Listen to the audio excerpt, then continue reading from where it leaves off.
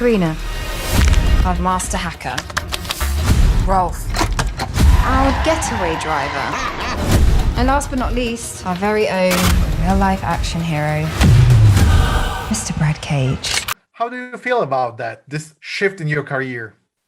Oh, it's great fun. I mean, I try to choose things that challenge me in all kinds of ways. And yeah, like doing the action stuff is just a lot of fun. I get to do the fight stuff and, you know, the kind of heightened stakes of action movies is just like always really fun to play. And yeah, I feel really excited about it. But as always, I'm always looking for different things where I'm challenged and doing all kinds of different jobs. So yeah, but I definitely love the action stuff. It's pretty cool. Yeah, because I can see from movie till movie you're growing as I said in fighting, and your scenes of fights are more complicated. So I can see you actually kick ass. Yeah, but yeah, I don't know. Yeah, definitely. With each movie, I've definitely been given more and more challenges in that respect, and you just really realize how much work goes into that, and it's no joke. Like I did a lot of that myself, and it's hard.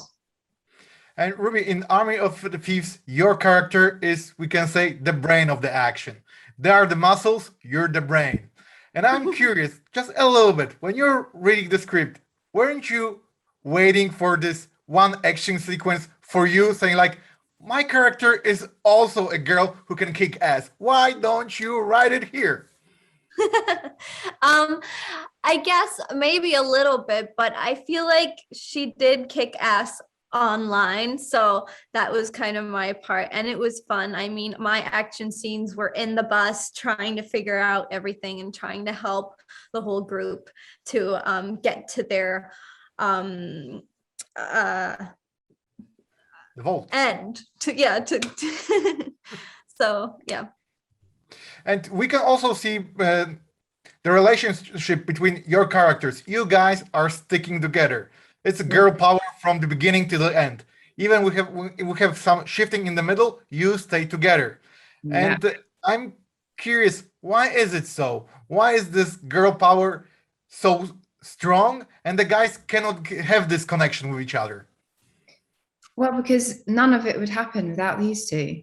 Like the whole execution of these plans, the planning of it, the recruiting of the elements we need, how do we get in, all of the sort of getting us through these heists doesn't happen without these women, you know, and they are just bound in their brilliance, you know, that's just what keeps them in the end, just keeps them together. Because I'm a little bit jealous, because when I see it's always in every movie, the guys doesn't know how to stick together. The girls have no problem with that.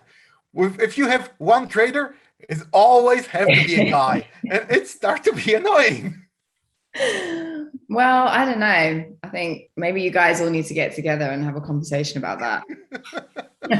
Where does that stereotype come from? I don't know. So. That will be my question to Zach and Matthias when I have the interview with them today. And when you received the script, what was the thing that draws you both to this story? What was such an interesting thing that you said, I want in? You go first, Natalie. Are you sure? Okay. I think what I liked the most about the movie was the fact that it was a prequel to a zombie movie. And then they were like, but actually we're doing a completely different genre, which I thought was just really cool. And I was like, that's really an interesting, exciting, bold choice.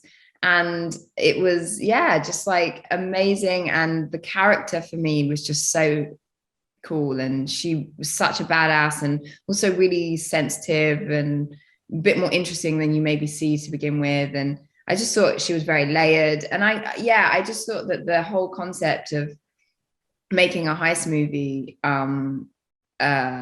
with the kind of in the kind of backdrop of like a zombie apocalypse just was really funny and really cool. And I was immediately like, I'm into it. Ruby? Yeah, I feel the same like Natalie. It was just an amazing story, and the action and the love story in it. And especially for me, the role Karina was a role that I haven't had played yet. And I always wanted to play something different than what I had before. And that was the moment where I had this chance. So that was a huge gift. And I'm really excited to see how everyone thinks the movie is.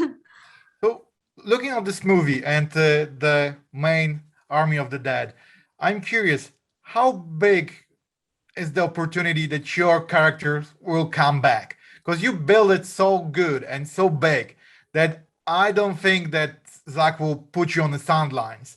So, is there any chance you guys will come back to this world that was built on in the Army of the Dead, or this is the end for you guys and you showed your part, that's it? I mean, obviously, we don't know anything about any ongoing kind of movies or anything like that. But in my opinion, do you think these two women are going to be inconvenienced by this like Interpol? No, this is like, yeah, it's like, oh, okay, little hurdle in the road. It's okay, little bump in the road. We'll figure it out. They're too smart to just be like, locked up in some prison somewhere. That's my opinion. So Ruby, yours Let's see opinion? what happens. See what happens. Yeah, let's see what happens. It would be great, but let's see what happens. So is it like in a movie film where each one of us has a different skill set and it's only working together that we can pull off that which needs the pulling off? For you guys, all the hassle, it's for what? For money, for the glory, for the rush of doing something illegal? What do you think? Oh, that's a Brad, great. it's the money. Yeah. It's the money for Brad. You know what? I think for any criminal out there who's successful at what they do, money's a massive thing. But you mentioned the thrill there, and we get to do some pretty thrilling shit, Stu. You were knocking out people, you were shotgunning in the middle of a bank. We were drifting cars. Yo, we cannot deny the thrill of the days. Yeah. Because still, for your character, and this is my interpretation, you can say freely, I'm wrong, and I would agree take with that. you.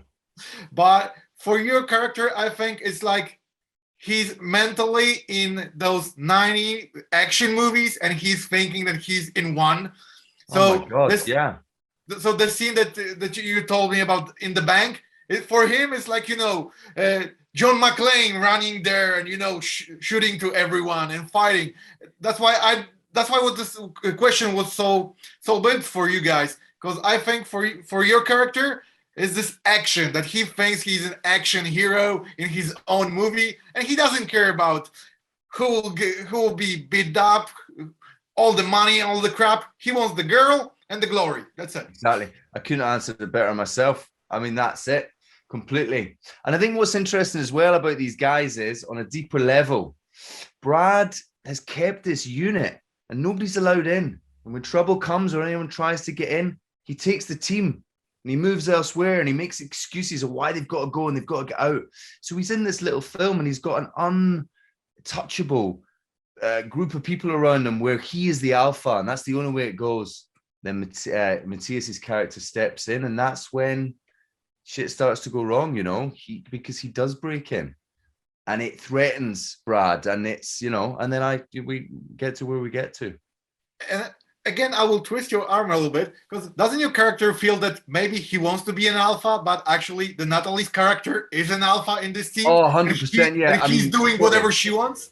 100%. In his eyes, he's the alpha, but let's be honest, that is all alphas, The true alpha, there's no such thing, but you just go along to get along. Anyone that thinks they're the alpha, it's like, yeah, he thinks he's the alpha, but no, 100% he's not.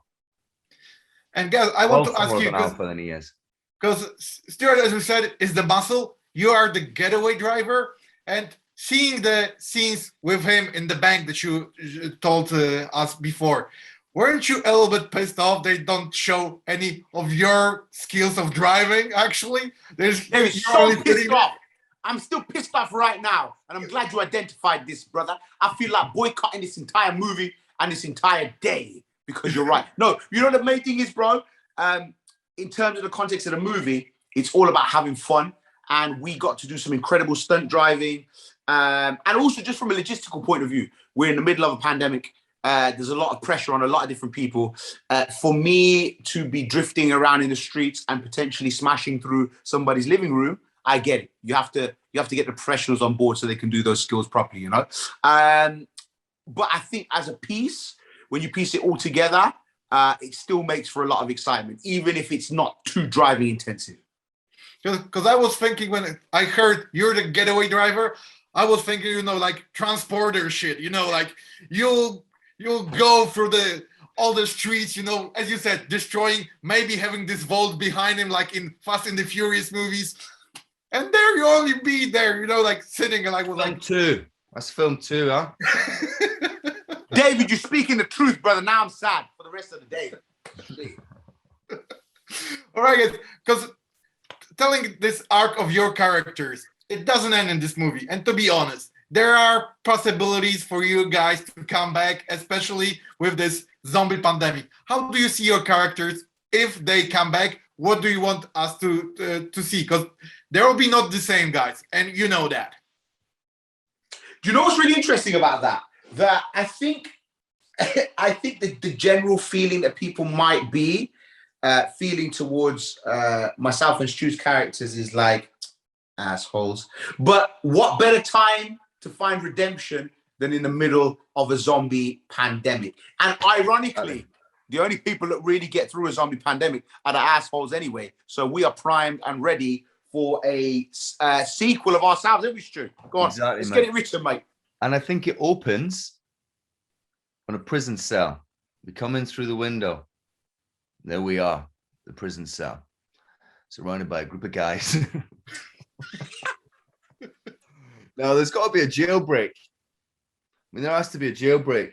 And yeah, I mean, completely, we see where these guys have come from. That's the beauty of the characters and how they've written them, is that we see that they're, you know, just little boys inside. They're just vulnerable little boys, and they've built these outer shells. And yeah, hopefully we get to see a bit more of their vulnerabilities. Just from a plot point, bro. I mean, I already have a reason that you would end up in the States with me as soon as we break out of prison anyway, because you're looking for Matthias's character. He's taken the love of your life. He's taken your sanity. He's taken all of your swag, bro, and he's bounced. So me and you are there in that Army of the Dead sequel already. David, we just need you to come on and produce. And maybe we are the original team that went in. Maybe you're the one who's actually lighting there. And maybe we're the original team, bro. I think for your character, the pandemic will be something enormous, like dream come true, because it's a literary movie that he wants to be a part of. So I know, but I'd probably walk out those gates, you know, the first 5 minutes of the film, and instantly just sort of wiped out, and that's me done, you know. Imagine.